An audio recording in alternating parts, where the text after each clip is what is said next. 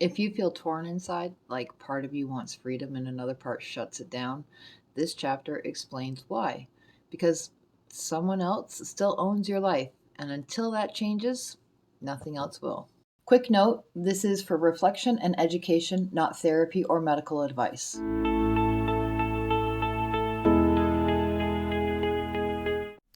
Chapter 13. Who Owns You? Fundamentally, what this whole conversation of stuff going on inside of you boils down to is that you're in a proxy fight, a battle for ownership of your life. The reason you have such unrest in your soul, the reason you lack clarity over your path, the reason you feel sapped, depressed, and or anxiety-ridden, the reason the very life is being sucked out of you, day in and day out, is because deep down inside, you actually believe that you do not own your own life. The source of conflict that is creating all of this negative energy inside you is the grinding of two competing belief systems against each other. One belief system begins with, I own my life. I truly am free to be who I am, do what brings me joy, say what is in my heart, become whoever or whatever I wish, and follow whatever dreams light up my soul. I am good. I am lovable. The real me matters. Every action then flows from that core belief. Yet, that belief system has been quashed for the better part of your 2 or 3 or 6 decades on this earth. The competing incumbent belief system fighting for ownership of your life and control of you is, Mom, Dad, really owns my life, and I have to do what she or he wants, or she'll undermine, mock, criticize, doubt, question, or in some other way tear down my idea of me. Or Dad, Mom, owns me, and I want to make him, her, happy because it hurts so much when he's unhappy with me. I'm terrified of failure and his disappointment in me. So I'll just do what he wants. Or I'll fight him a lot, but generally cave in the end. Or I'll do the exact opposite of whatever he wants. Or Mom and Dad have been so good to me in so many ways, so I feel horribly guilty even considering the possibility, not to mention speaking or writing it, that they screwed up or hurt me in any way. Or my wife owns me because I'm afraid of her claws and wrath, or her disapproval and disappointment. Or my kids own me because I so want them to like me and love me, because no one really loves me and is nice to me if I don't have them.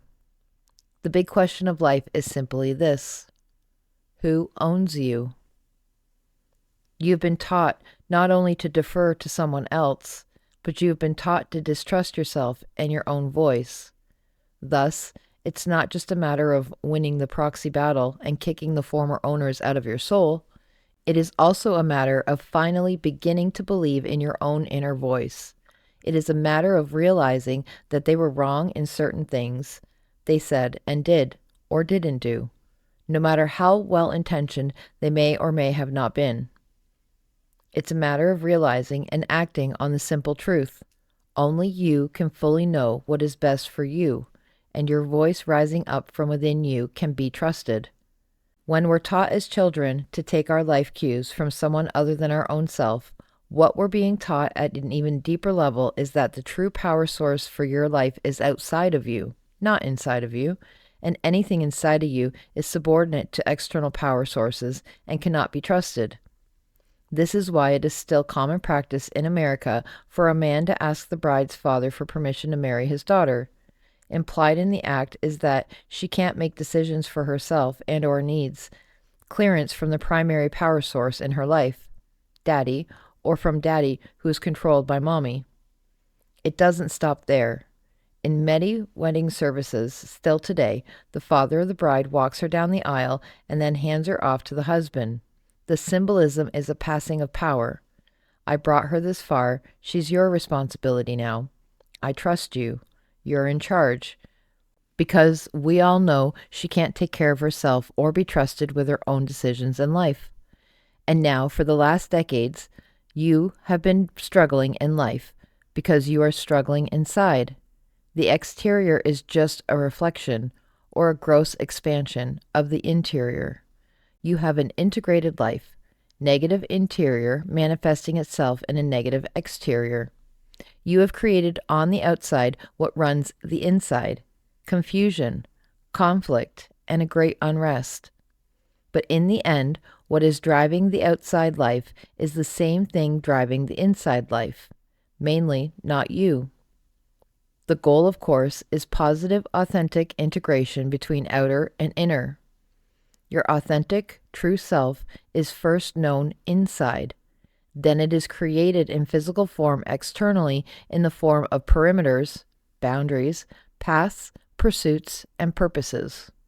At the moment, though, you don't own you. You're in an ownership battle for your own life, and it's killing you, depleting you, wasting your life. You're trying to go after what you want and who you are, but you're held back by a powerful, competing impulse that wants to shut down any notion of living life your way. A part of you clings to that external power source of your past and its influence over you because it is familiar and comforting. Resultingly, you're looking for an external power source to give you permission to live your life your way, as you've always done. Both, so you'll have more confidence in the path, and you'll forever be able to divert criticism from yourself if things go poorly, never having to truly own your life and its results. The thought of giving yourself permission and that being enough for you, i.e., the thought of living life without the comfort and security of someone else telling you what to do, is quite frankly scary for many reasons.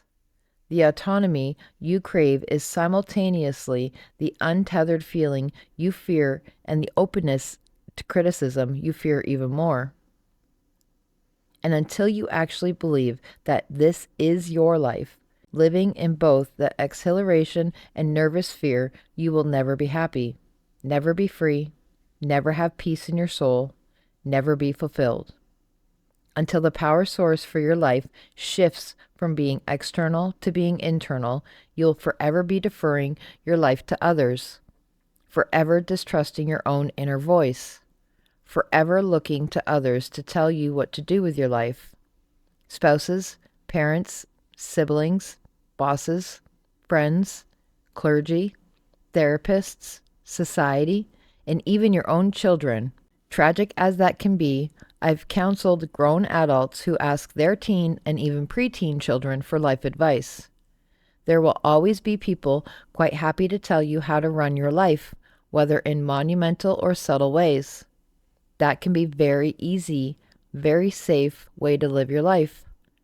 There's never any conflict with anyone because you just do what they say. Simple. The problem, of course, is that the conflict inside of you.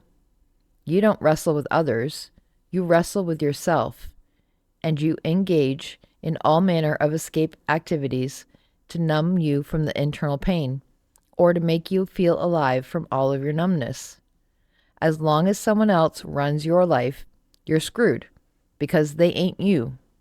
No other person could possibly know what is written in the code of your soul. No person can possibly know to what you have been called. For as much as others, particularly parents and spouses, want to live your life for you, we each only get one life to live, not two. One. That's it. But you're abdicating your life and power over your life to someone else. Yet the sheer terror comes from the thought of standing up and shouting to the heavens, not to mention to the person with whom you're in the proxy fight, a clear and resounding no. I have plenty of wives and spouses in my practice who tell me, but Sven, I have said no. I have stood up. I have made my voice heard, but nothing changes. My husband doesn't do anything, and my parents don't change when I stand up to them. No, I tell them. You haven't. You've stood up, but then you've sat down. You've spoken your no firmly, but then either immediately or later you've turned your no into an okay, you're right. To truly stand up, to truly be sick of it, to finally tap the full voice of your soul's no, means to stand up and not back down. It means to finally take full ownership of your life and not let anyone else tell you otherwise. You still believe he knows better than you do. You still believe deep down that he owns you, or at least owns more of you than you do. You still don't trust your voice above all else, and therein lies the problem. There's that great little scene from the classic movie Dances with Wolves, wherein a Civil War Union soldier, John Dunbar, who has been developing a relationship with the Sioux Indians near his Plains outpost, comes into their encampment to have a conversation with the medicine man. However, because of the language barrier, the medicine man is forced to employ the aid of a white woman who was taken by the Sioux as a young child and lived among them as one of them for decades since. She long ago lost the white language and in this scene struggles to rediscover it inside of her. What we learn about her identity in the medicine man's teepee is fascinating. In this scene, as the medicine man prods her to ask questions of Dunbar, yet before she can get the first question out, Dunbar interrupts. "No, wait. What's your name?" Pointing to himself, he says, "I'm John Dunbar." "John Dunbar. What's your name?" Looking at the woman. She thinks deeply, trying to find the words. She then stands up and puts her hands on her hips. She gestures to him like a player in the game of charades trying to elicit a response. "Stand up? Standing? Your name is Stans?" "Stans?" She nods, confirming his guess. She then sticks out a fist, the next word in her charade. Seeing her fist, Dunbar says, "Fist? Your name is Fist?" Imploring him with her eyes to put it two together, she replants her feet and shakes her fist again. "Stands?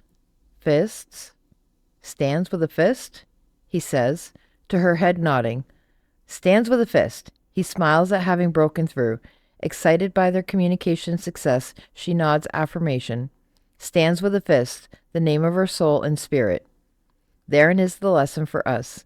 Until you stand with a fist for who you are, for what moves your soul, for what you need to do for you and your life, you will never be fully alive. You will always have unrest, and you will forever be owned until you stand and don't back down.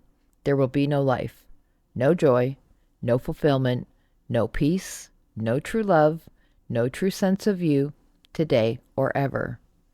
To finally claim ownership of your life and soul demands standing with a fist until the territory of your internal and external life is finally and fully yours.